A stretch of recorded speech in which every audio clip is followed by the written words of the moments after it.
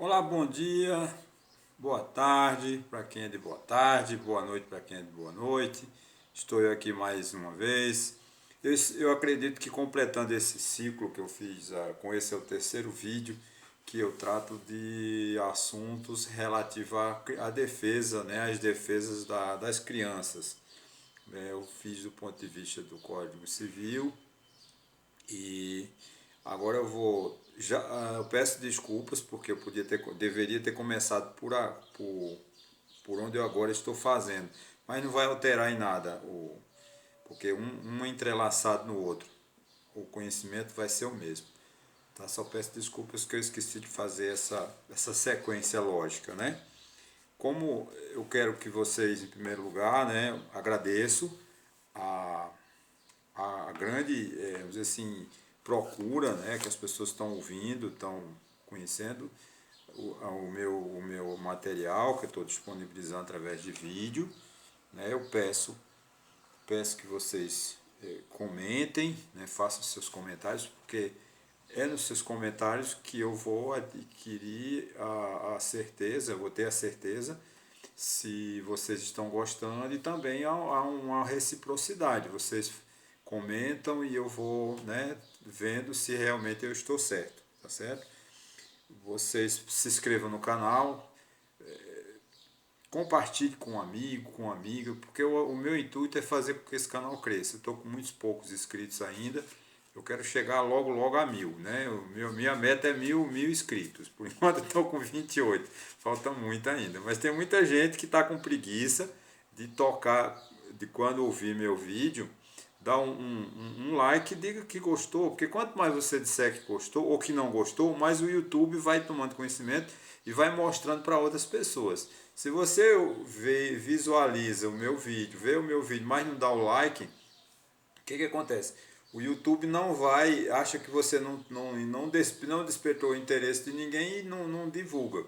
Quanto mais você clicar com positivo ou com negativo, mais o YouTube vai perceber na chamada inteligência artificial que as pessoas estão gostando ou não do meu assunto, aí ele mesmo automaticamente divulga. E cada mais pessoa, quanto mais gente tomar conhecimento, melhor, né, certo?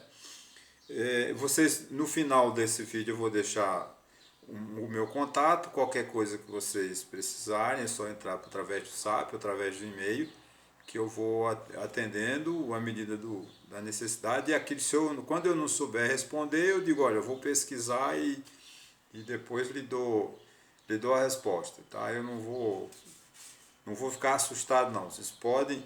É claro que os comentários, eu vejo nas redes sociais muita agressividade. Eu acho que o assunto que eu trato aqui não vai gerar agressividade, né? Porque eu vou falar de um assunto muito interessante. Esse acho que é o terceiro vídeo, porque eu primeiro falei da alienação parental, depois falei o último que já falei sobre a guarda unilateral e guarda compartilhada. E hoje eu vou falar de um assunto que está no título 8º da Constituição Federal de 1988, que trata da ordem social. No capítulo 7, ele trata da família. Né? E eu quero enfatizar como é que a Constituição da República enxerga a família. Não, ele diz assim, o capítulo 7 do título 8º da Constituição de 1988, ela diz assim, da família, da criança, do adolescente e do jovem e do idoso. Né? O artigo 226, não é um conceito de família, mas é uma ênfase muito importante que a gente tem que guardar. A família, base da sociedade, tem especial proteção do Estado. Isso basta, é suficiente. O Estado protege a família. Né? Protege como? Com várias medidas, através do direito penal, através do direito civil. Quando as pessoas cometem um assassino, o Código Penal, artigo 121, 126, 127, está lá dando a competência do Estado de promover, de prender, de punir aquela pessoa, né? Com pena, pode ser pena de prisão, pode ser pena privativa de liberdade, né? Enfim, não vamos entrar nesse, mas ele se entrelaça, né? Aí no parágrafo primeiro ele diz assim: o casamento é civil e gratuita a celebração. O casamento civil ele é em tese de graça. Porque agora quando você for casar, não fique com raiva de mim, porque o cartório vai lhe cobrar um monte de taxa. Mas a primeira declaração, a primeira certidão de casamento, ela é grátis, tá certo? E o Estado também, ele ampara, né, a união estável. O que é a união estável? A união estável são duas pessoas, pode ser do mesmo sexo, ou duas pessoas de sexo diferente, um homem e uma mulher, resolve morar num local, constituir família. Tem o animus morandi, né? Que tem o ânimo de morar naquela casa. Tem o ânimo, tem a vontade de se apresentar como marido e esposa, como companheiro e companheiro. O Estado também protege. Isso antigamente, antes de 1988, o Estado fazia olhos fechados para esse tipo de sociedade.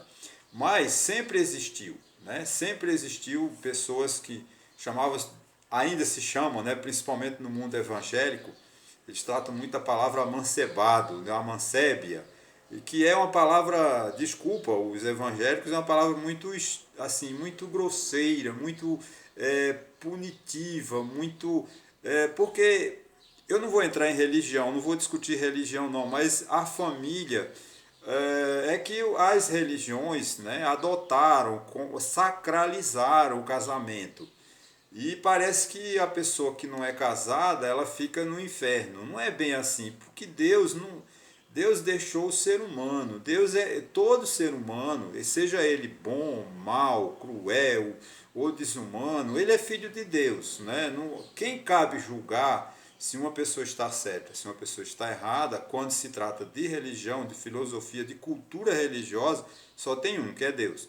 Agora, o Estado não. O Estado é uma instituição jurídica, ela tem uma natureza, uma ficção jurídica, que ela protege o cidadão. E nada melhor do que uma Constituição que protege a família, né?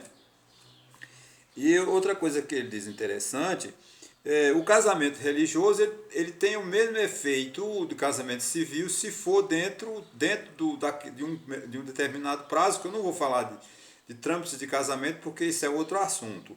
Ele também vale como casamento civil. Tem umas regras, né, que o padre lhe casa, você vai ao cartório, faz a homologação, a tua certidão o casamento religioso tem o mesmo efeito do casamento civil, quando ele segue a lei, tá certo? O casamento pode ser dissolvido pelo divórcio, né? O divórcio, antigamente, as pessoas casavam no civil e não podiam, quando não dava certo, se separavam, tinha que ficar 2 anos separado para pedir a separação, para depois pedir o divórcio. Não, agora não. Você pode casar hoje, amanhã você pediu o divórcio. Não tem mais esse prazo. Então, mas eu vou falar de divórcio. Eu não vou entrar em detalhe porque eu vou falar de divórcio em outra oportunidade, em outro vídeo. Se eu continuar com porque eu comecei a falar sobre a família, falar sobre a criança, por acaso, eu não fazia parte dos meus planos. Mas como eu falei da alienação parental, que casa muito bem com a guarda e também com a proteção da criança. Então agora eu vou levar mais ou menos dentro da proteção da criança. Então o Estado protege a família, né? A família, qualquer tipo de família, qualquer tipo de casa, onde você achar numa praia, uma lona coberta, ali é uma casa, ali o Estado tem que proteger. Né? Ali dentro daquela casa você não pode entrar sem permissão, o Estado não pode entrar sem permissão, a não ser se for em crime de flagrante ou então para prestar socorro. Né? O Estado só pode entrar nas casas das pessoas com autorização, especialmente à noite. Né? Quando as pessoas se recolhem para o seu sono, para o seu sossego, o Estado, de 18 horas até as 6 horas da manhã no dia seguinte, o Estado não pode entrar na sua casa sem autorização judicial e também, né, só pode entrar numa exceção, se for para prestar socorro ou para um que sabe que ali está se praticando um crime. Do contrário, essa é a situação. Claro, Antônio, mas não é assim, porque a polícia bate na minha porta, quebra a porta e entra a qualquer hora do dia e da noite. Infelizmente, gente, Essa é uma realidade que eu não concordo com ela. Acontece? Acontece, mas isso chama-se falência do Estado. A própria polícia devia ter esta consciência que eu falei, que o Estado protege a casa, o Estado protege o lar, o Estado protege a família. A família não precisa só, não vou entrar em conceito de conceituar a família, que seria muito tempo, eu levaria muito tempo. A família ela é constituída de várias formas, tem vários tipos de família. Dois irmãos, duas irmãs, uma mãe e uma filha, uma mãe e um filho, um pai e um filho, tudo isso é constituído. Uma pessoa solteira que não tem ninguém na vida, ele tem o direito àquele lá, aquela casa dele, aquele aconchego, tem que ser respeitado. Agora, se a polícia chega, né, e quer, bate a porta, derruba, aí é a falência do Estado. Infelizmente, a violência do Estado, principalmente do Estado antidemocrático, como a gente usa, porque sem entrar em detalhes, nós em 1988, depois de muita luta pela redemocratização, nós constituímos, nós promulgamos uma Constituição. Deixa eu mostrar direito, que eu acho que eu estou mostrando errado. Constituição. Deixa eu mostrar do jeito. Não, é assim mesmo. Uma Constituição. Essa Constituição ela é extremamente democrática e o Brasil adotou como o Brasil adotou ser um Estado democrático de direito. O que é isso? O Estado democrático de direito é o Estado onde a Constituição é que rege, é que diz as regras. Então o presidente da República não pode dizer quem manda sou eu tenho poder. O poder é a Constituição, tá certo? Não vou entrar nesse detalhe, mas a gente tem que entender que a Constituição é que é o nosso caminho, é a nossa meta. Tem um ministro, eu não vou citar o nome dele não, mas que eu tenho por ele um profundo respeito, ministro do Supremo Tribunal Federal, que ele disse que no início da carreira dele, ele tem como religião o direito constitucional. E eu também. O direito constitucional é como uma religião. A gente tem que crer. Né? Eu acredito na Constituição. Infelizmente, os nossos políticos, os nossos presidentes da República, eu acho que o presidente Jair Bolsonaro não sabe nem que existe uma Constituição. Porque do jeito como ele se apresenta, eu não estou criticando Jair Bolsonaro. Eu estou só dizendo que Jair Bolsonaro não faz o que quer. O Jair Bolsonaro tem que fazer o que manda a Constituição da República.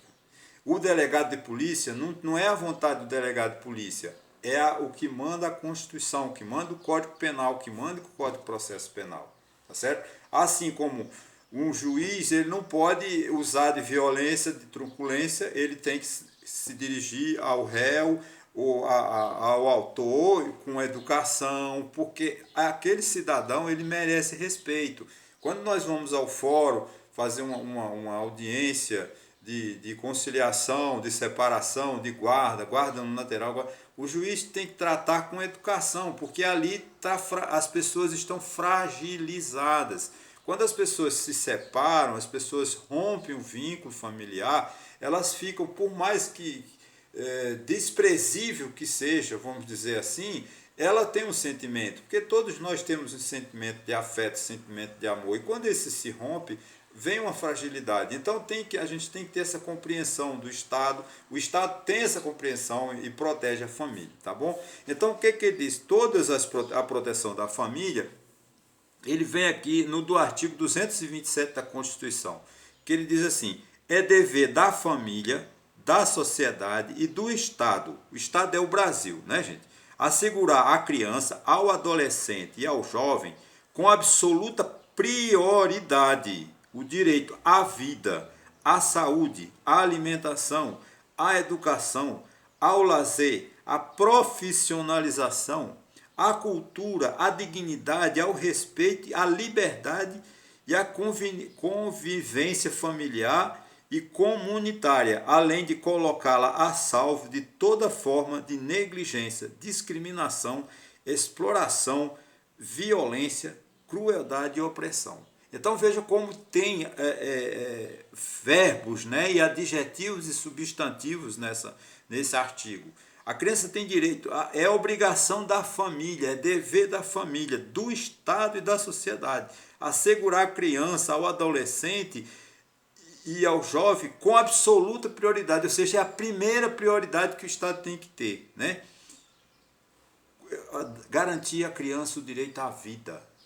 O que é o direito à vida? O direito à vida é a pessoa ter educação, ela ter remédio, o SUS atender as crianças direitinho, não desprezar, não abandonar, morrer criança. É triste a gente ver crianças que morrem porque nascem e vivem no esgoto, com o pé no chão, passando fome. É uma tristeza, né? Você vê campanhas como fazia tantos, né? O fazia que é aquela senhora que morreu no terremoto do Haiti, Dona Zilda Arnes, né? Acho que é Zilda Arnes que morreu.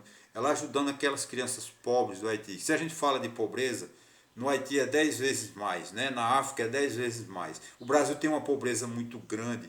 Hoje eu estava lendo um artigo de uma revista inglesa, que é a The Economist, que é a maior revista de economia do mundo, e ela está preocupada com a fome no Brasil, porque o Brasil ninguém está falando, nós estamos vivendo essa crise da pandemia e estamos vivendo uma dicotomia entre o que nega, que o presidente Bolsonaro quer negar a existência de uma crise epidêmica ou pandêmica, e os que acreditam, porque a gente sabe que morre 3.000 pessoas por dia. Só louco que não acredita que essa doença é grave. Todo mundo já perdeu uma família, 444.000 pessoas morreram por causa dessa pandemia. Não dá mais para uma pessoa de bom senso não reconhecer que essa doença é muito grave.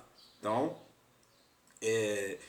mas os problemas decorrentes dessa confusão, dessa abre e fecha do comércio, abre e fecha das pessoas, fique em casa, não fique em casa, use máscara, não use máscara, tome cloroquina, tome, sei lá, não é tanto tratamento precoce que a gente nem sabe que danado é tratamento precoce, mas a gente está nessa confusão. Então é fundamental que a gente, quer dizer, quando diz a sociedade, é a família. A família é o quê? Marido, esposo, avô, avó, que tem a obrigação de garantir uma vida sadia, uma vida digna. Eu não estou querendo aqui dizer que o pai seja rico e a mãe seja rico, não, porque a criança ela não quer saber se o pai tem dinheiro, se o pai tem carro, se a mãe tem carro, a mãe tem vestidos caros, tem sapatos luxuosos. A criança não quer saber disso, a criança quer segurança. Eu falei no vídeo anterior sobre exatamente. A criança quer proteção, ela quer que o pai abrace, que a mãe abrace e diga: você está segura, minha filha, meu filho, você está protegido. Se a gente não tem isso, a criança fica insegura, ela fica tímida, ela vai ser uma pessoa gagueira, ela pode ficar com vários traumas, né? Porque tem as pessoas, não sou médico, mas uma pessoa que tem um problema muito de timidez como eu, que sou uma pessoa muito tímida, tudo isso é causado por falta de afeto, por falta de carinho, pela insegurança que os nossos pais, o meu pai e minha mãe, é por ignorância. Eles, coitados, não tiveram chance de aprender. Eles aprenderam com os pais deles, que já eram, vamos dizer assim, ignorantes. Né? Então, agora, os pais de hoje não tem mais necessidade de dizer que são ignorantes porque querem. Porque você vê a quantidade de informações que nós recebemos nas redes sociais diariamente, e olha eu aqui prestando esse serviço, como tem que se proteger a criança, tá certo? Proteger o adolescente com o quê? Com boas aulas, com bibliotecas públicas, com livrarias. Você vê uma cidade como Santa Cruz de Capibaribe, uma cidade com mais de 100.000 habitantes e não tem uma livraria. As crianças aqui não têm o hábito de ler. A coisa mais sublime, mais gostosa que uma pessoa faz na vida é sair de casa, ir numa livraria e comprar um livro e ler. Ou ir a uma banca de jornal, comprar um gibi e ler para a criança, revistinhas para a criança pintar, para a criança desenhar. Ela vai moldando o processo de conhecimento dela. Quando ela cresce com seus 9, 10 anos, ela vai para a escola, mas já tem uma somatória de aprendizados. Né? E agora, infelizmente, uma cidade como Santa Cruz de Capibaribe, quase mais de 100.000 habitantes, eu acredito, e não tem uma livraria. Quer dizer, isso dá uma pobreza de cultura muito grande. Eu sei que tem movimentos sociais, movimentos culturais em Santa Cruz, mas precisava de ter uma livraria, precisava ter um cinema matutino para as crianças irem, né? Para ver filmes de desenho animado. Né? Hoje, com a facilidade de transporte, trazer crianças do Girimum, do Minguaiú, né? Do Bandeira, de Pedra Preta, de Serra dos Bois, né? De Baraúna Furada, para assistir filmes, para assistir desenho animado, e tudo isso é cultura. Isso cabe ao poder público, né? Pois onde eu não sei. Onde é que ficam as bibliotecas públicas de nossas cidades? A gente não vê placa, eu não vejo caminhar alunos. No Rio de Janeiro, de vez em quando você vê uma. Vou usar um termo nordestino, a gente vê aquele. Não, não vou não, senão vão me discriminar. Vem aquele monte de criança na rua, tudo com aquela fardinha, uma professora que é uma guerreira na frente, eles obedecem, né? Há um daqueles alunos que não obedeceram. Aí para onde você vai? Eles vão para o museu da Marinha, museu de Biologia, Museu de Belas Artes. Você vê na cidade do Rio de Janeiro, né? É a coisa mais linda do mundo. Você é aquelas professoras que um dia vão, né? Tira um dia da semana, da aula lá e leva as crianças para o museu para mostrar, museu da República, museu de obra de arte, da Biblioteca Nacional, né, o museu do MEC, que tem no Rio de Janeiro vários tipos de museu. E as crianças, esse é um processo que elas vão aprendendo. O Museu da República no Rio de Janeiro, nossa senhora, é uma coisa linda. O Museu Imperial, o Paço Imperial no Rio de Janeiro, na Praça 15. A gente vê aqui agora qual é a cultura que os prefeitos colocam à disposição de nossas crianças. Zero. Eu sei que tem bibliotecas na cidade de Itaquaritinga, eu nunca frequentei, infelizmente, né, porque eu não sei aonde é. Eu vou em Itaquaritinga e não tem uma placa, né, dizendo. Eu não conheço onde sabe, por exemplo, eu não sei onde é a Biblioteca Pública de Santa Cruz, ou as bibliotecas públicas de Santa Cruz, porque não tem sinalização. Então isso é uma falha, né, do gestor público que não incentiva esse tipo de coisa. As pessoas têm que incentivar a cultura, incentivar o desenvolvimento dessa criança, para que ela vá, né, quando ela chega a uma certa idade, mostrar-lhes profissões, né? Antigamente os cursos, tinha muitos cursos técnicos, né? Mas parece que isso caiu em demodê e os cursos técnicos acabaram, mas as pessoas com 16, 17 anos entravam no curso técnico e saíam como auxiliar de enfermagem, como auxiliar de desenho, como auxiliar de administração, como auxiliar de contabilidade, e as pessoas eram inseridas no mercado de trabalho. Hoje em dia, eu não, sinceramente, eu estou falando uma coisa que pode ser que eu seja castigado e criticado, mas eu não vejo o Estado, o município, né, com esse tipo de evento. Né? Você vê o município de Taquaritinga, ele fez, eu não conheço, mas eu vou usar apenas como exemplo, ele centralizou, acho que botou Girimum. Girimum é uma vila que ele centralizou toda a criança de Bandeira, Pedra Preta, Serra dos Boi, Baraúna Furada, ela estuda no Girimum. Mas no Girimum só tem uma escola, não tem nada que o poder público disponibilize para que essa criança possa ter outro tipo de conhecimento. Por exemplo, uma biblioteca.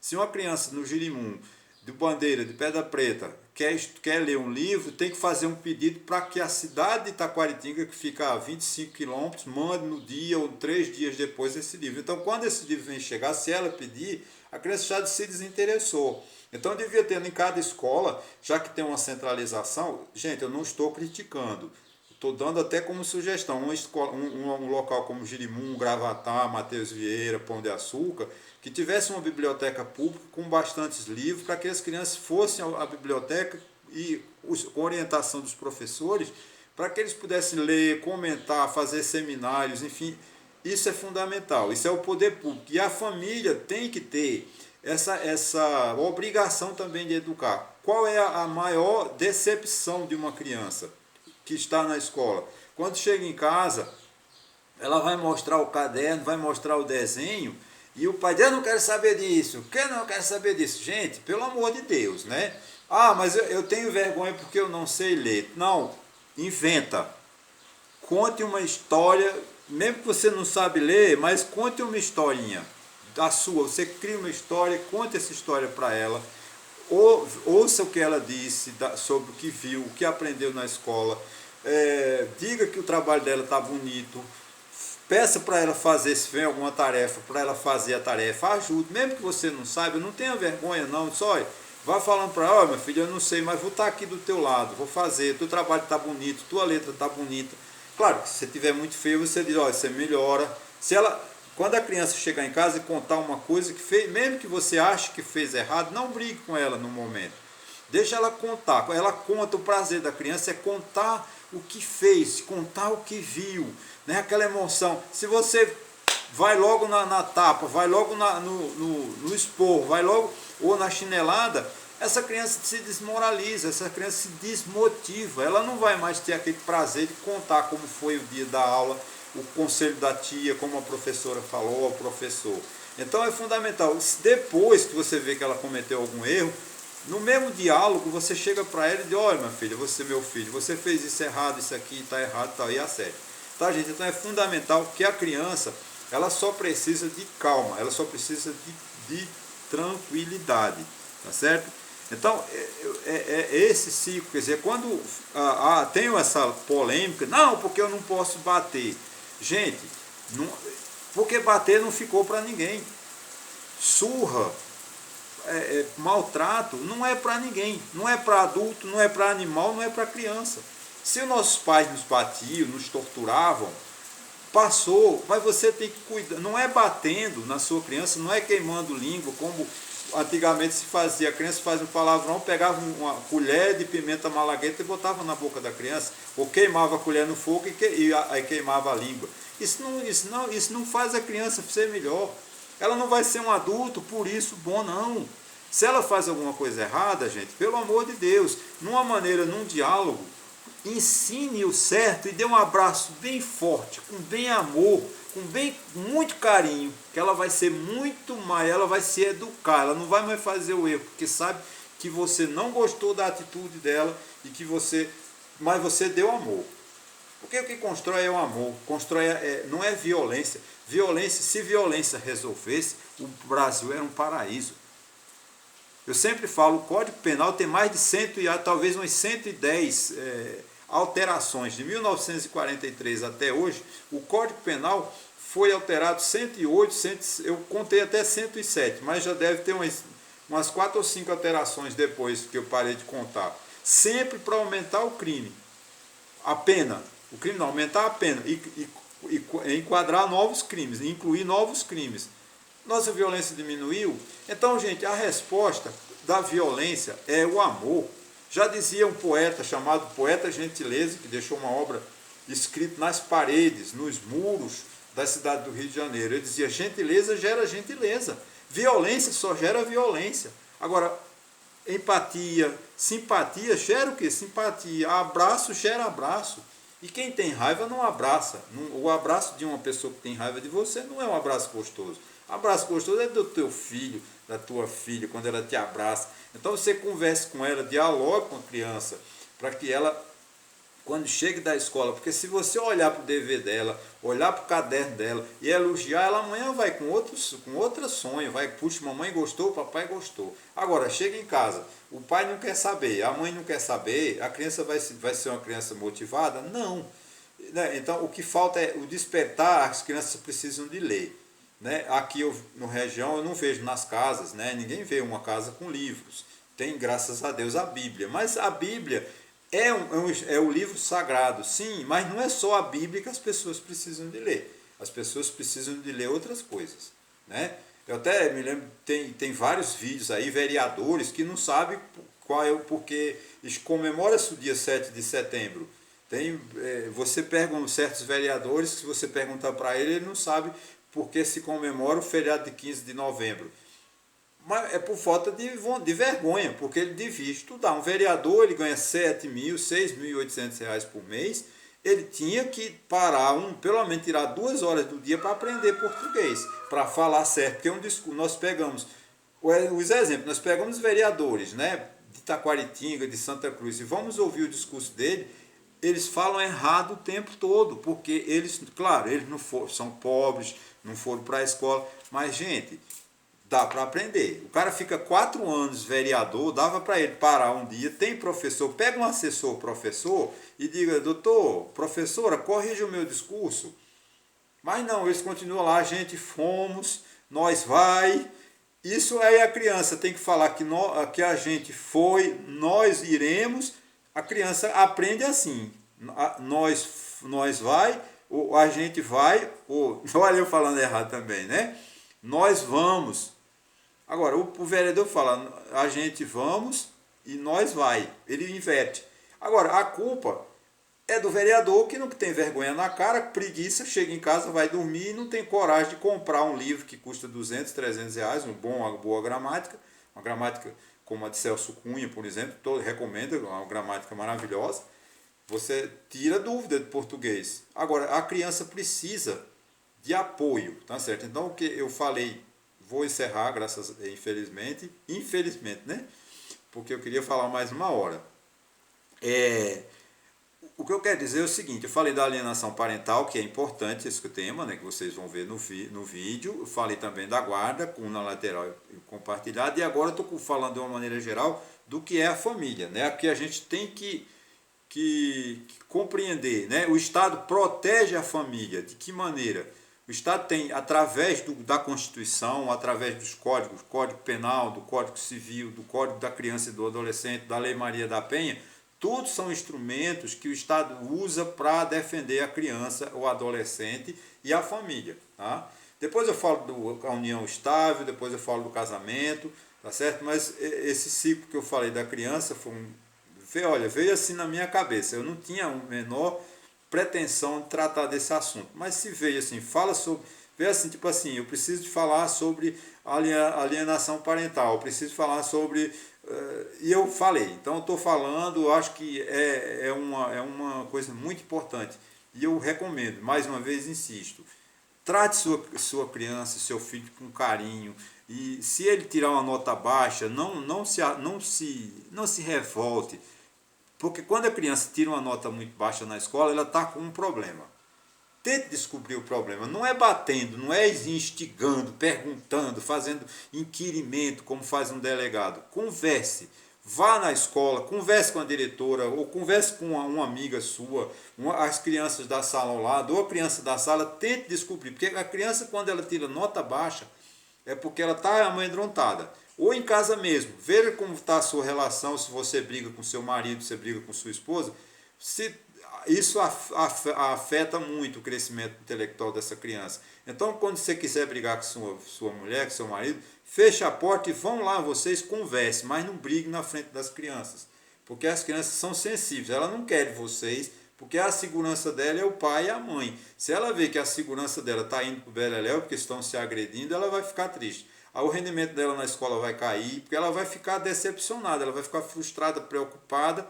Então, toda vez que uma criança tira nota baixa, não é, ou é o professor que não ensinou, ou então algum problema que ela tem. Se o professor é bom, você já vê que já tem uma história, um bom professor, que é um excelente aprovador, se bem que eu gosto de professor que reprova, né? Porque o professor que reprova é porque ensina. Quando a gente passa muito, com essa coisa de passar todo mundo, o professor é ruim. O professor é bom que cobra, aquele professor que manda você estudar mesmo. Tá? Então você ouça, não descubra o problema, vá à escola, pergunte, tá certo? E por que a criança está tirando nota baixa? Pode ser que ela esteja desinteressada por uma série de fatores. A criança não mente, a criança tem uma percepção real daquilo que acontece mesmo. Ela é transparente, ela não mente. Quando a criança mente é porque ela está com um problema, ela está com medo. Não deixa a criança somente quando está com medo. Se você não amedrontar, ela não vai mentir, ela vai falar a verdade para você. Pode ser pai, pode ser mãe. Agora, se você é agressivo com seu filho e quer ser muito... Porque a gente tem que ter o cuidado do seguinte, eu não quero que meu filho me faça vergonha. Gente, vergonha não existe. Ensine a sua filha, seu filho, que ela não vai te fazer vergonha. Agora, se você não ensina e ela chega na rua, vai ouvir o outro, aí ouve errado, porque tem sempre um mais velho safado, né, que ensina o errado. Aí chega sua filha, seu filho faz uma coisa errada, você dá no cacete. Não, não é isso. Explique, explique, explique. Tá bom, gente? Espero que tenha ajudado.